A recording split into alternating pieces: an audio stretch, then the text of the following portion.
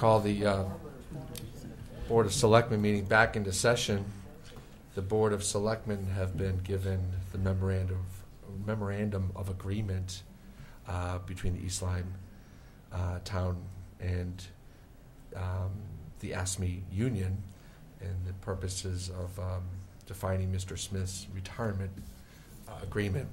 You're familiar with the terms. Are there any questions or any comments? I would like to thank Tom Smith for his 2.5 decades plus service to the town as a member of the police department. And prior to that, he was a shellfish warden as well. Okay. Any other comments? Maybe a motion to... I would ask the first selectman to draft a letter on behalf of the Board of Selectmen thanking Mr. Smith for his service to the town and wishing him well in his retirement. Agreed. I will do that. And I did put the motion out there. There is a motion on the table. It's been seconded? Second. Okay, thank you, folks. As we limp through our first meeting, I do appreciate the help. Any other comments? I'll call for a vote. All in favor, say aye. Aye. Aye.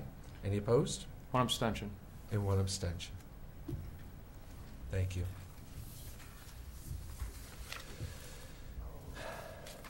Old business, none. Communications, none. Information reports. That would be ex officio reports. Want to just start down, Mrs. Hardy? I have no report this evening. Okay. Okay. But Now, you can. Not an ex officio report, but I think everyone's aware of the incident that occurred last week in town regarding a threat made on a social website. And being the resident trooper in Salem during the day, I was able to quickly find out about it. I can't speak highly enough of the performance of our entire police department. Resident Trooper Blanchette was on vacation. Joe San Juan, Sergeant San Juan, was in charge.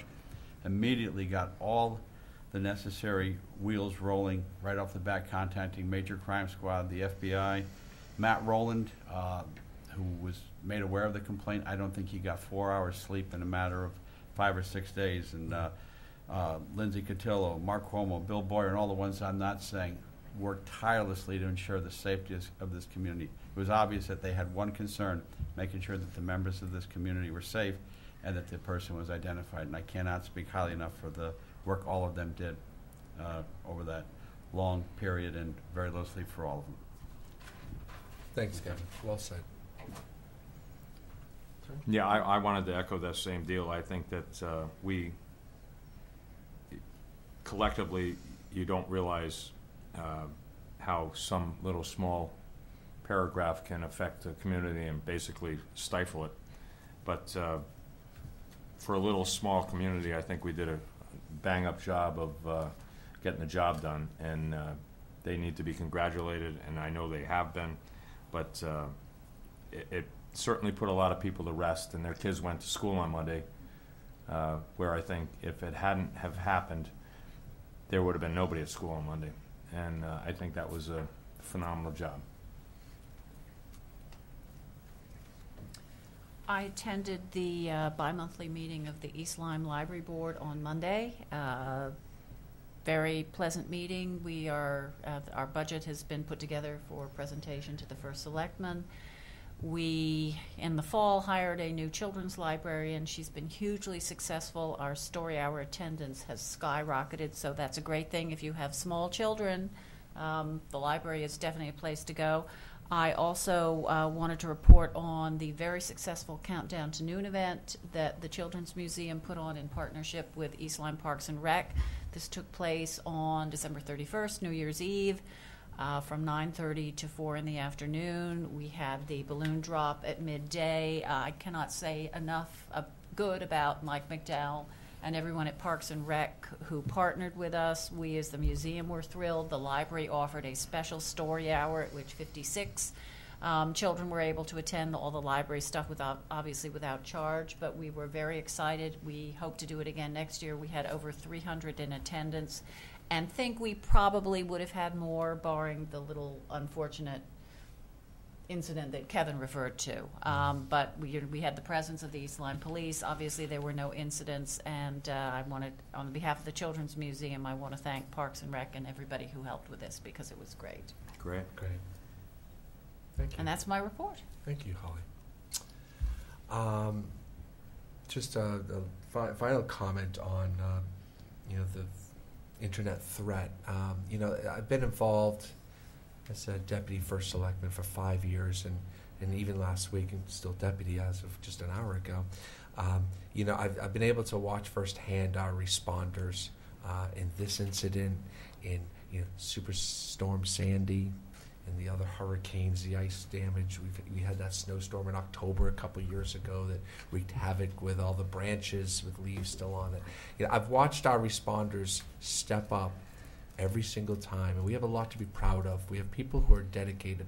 Yeah, it's their job, but they go over and above every single time, and last week was no exception. I pulled into the town.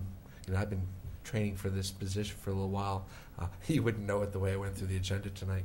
I'll get there. I'll get organized.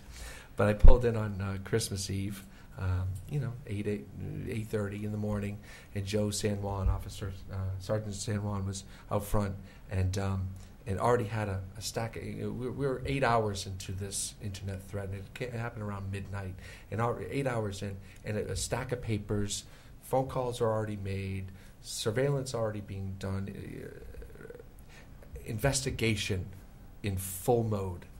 8 hours later, I mean, it's impressive. And again, just to reiterate what Kevin said, everybody's focus was on making sure everyone was safe, especially the kids, because there was a concern. It was with school violence, the way it's been in America lately. But just everybody was on target and on point. And we have a lot to be proud of in this town. And I thank everybody involved, from the school administration, of course, the police station, to just everyone in town that had to do their part to make sure we got the message out, and that everyone knew that we were on the job. I appreciate that. Thank you all for your patience this evening. Thank you for your nod of support. I look forward to working with each and every one of you to bring you into the circle, and to make sure we're doing right by the taxpayers, doing right by the citizens. We all have a passion to serve this town, and it's our intention to carry that forward. I wish Paul Formica lots of luck in Hartford. We need people like Paul up there, and many more. So we're going to go to public comment.